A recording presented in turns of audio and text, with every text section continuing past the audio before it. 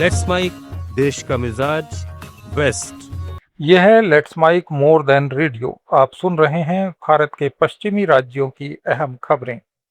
राजस्थान में सरकारी कर्मचारियों के तबादलों की तारीख को आगे बढ़ा दिया गया है। ट्रांसफर में छूट की अवधि 5 दिन के लिए बढ़ाई गई है। प्रशासनिक सुधार विभाग ने आज एक आदेश जारी कर तबादलों की छूट की अंतिम तिथि 10 जुलाई कर दी है, जो पहले 5 जुलाई थी। आदेश में स्पष्ट किया गया है कि शिक्षा विभाग के तृतीय श्रेणी वेतन श्रृंखला के अध्यापकों के तबादलों पर बैन जारी रहेगा।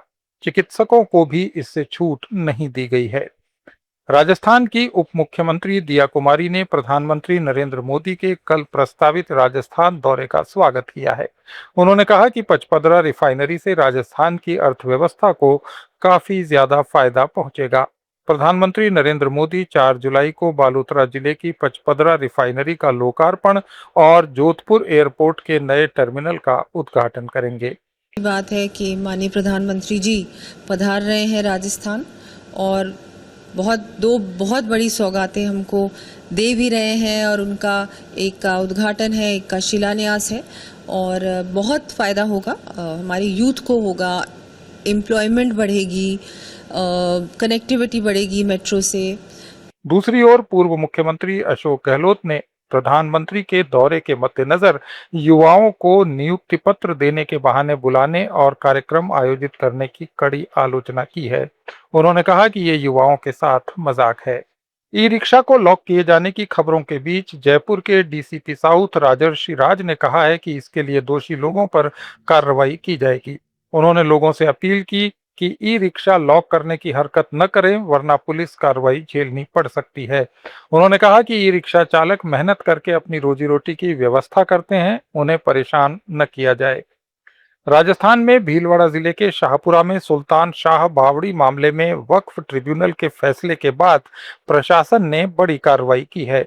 वक्फ अधिकरण ने 1 बीघा 10 बिस्वा जमीन पर वक्फ के दावे को खारिज करते हुए स्पष्ट कहा कि इसमें वक्फ संपत्ति केवल 198 वर्ग फीट है।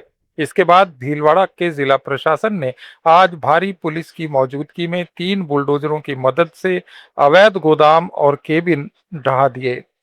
शिवसेना यूबीटी के प्रमुख उद्धव ठाकरे ने आज महाराष्ट्र में 5 जुलाई से राम रक्षा आंदोलन की घोषणा की।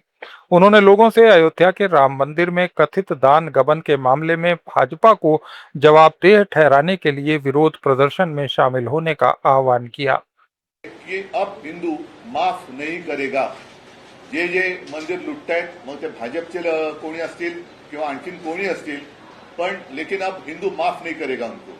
जे जे मंदिर लुटतायत त्यांना हिंदू त्यांची जागा दाखवल्याशिवाय राहणार नाही, आणि त्याची सुरुवात आम्ही येत्या रविवारपासून करतो। सामाजिक कार्यकर्ता अन्ना हजारे की अनिश्चितकालीन भूख हड़ताल की घोषणा के बाद महाराष्ट्र के मुख्यमंत्री देवेंद्र फडणवीस ने आरटीआई नियमों में विवादास्पद संशोधनों पर रोक लगाने का आदेश दिया है।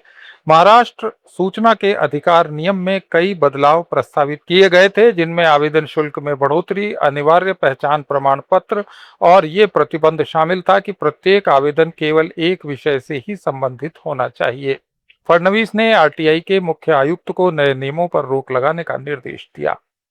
महाराष्ट्र के नागपुर में ट्रैफिक पुलिसकर्मी से मारपीट के मामले में 14 लोगों को गिरफ्तार किया गया है। 28 जून को मनकापुर रोड पर एक धार्मिक स्थल के पास मामूली विवाद के बाद 8 बाइकर्स ने सादे कपड़ों में मौजूद एक ट्रैफिक पुलिसकर्मी के साथ मारपीट की थी। उन्होंने जवान की गाड़ी को नुकसान पहुंचाया और उसे जान से मारने की धमकी दी। गोवा में एक नई पार्टी बनाई गई है। गोवा कांग्रेस पार्टी नाम की इस पार्टी ने चुनाव आयोग में रजिस्ट्रेशन के लिए आवेदन दाखिल किया है। अगले विधानसभा चुनाव से सिर्फ 6-8 महीने पहले नई पार्टी के गठन ने प्रदेश के राजनीतिक हलकों में हलचल मचा दी है। प्रस्तावित पार्टी ने नए राजनीतिक दलों के पंजीकरण के लिए चुनाव आयोग द्वारा निर्धारित प्रक्रिया को पूरा करने के लिए प्रिंट मीडिया में सार्वजनिक सूचना प्रकाशित की है। मुंबई के कई हिस्सों में पिछले 24 घंटों में 100 मिलीमीटर से ज्यादा बारिश दर्ज हुई है। मौसम विभाग ने शहर में भारी से बहुत भारी बारिश का भी पूर्वानुमान लगाया है। महाराष्ट्र, गोवा, गुजरात, दमन और राजस्थान की ताजा खबरों के इस बुलेटिन को रोजाना सुनने के लिए डाउनलोड करें लेट्स माइक ऐप। जुड़े रहिए लेट्स माइक के साथ।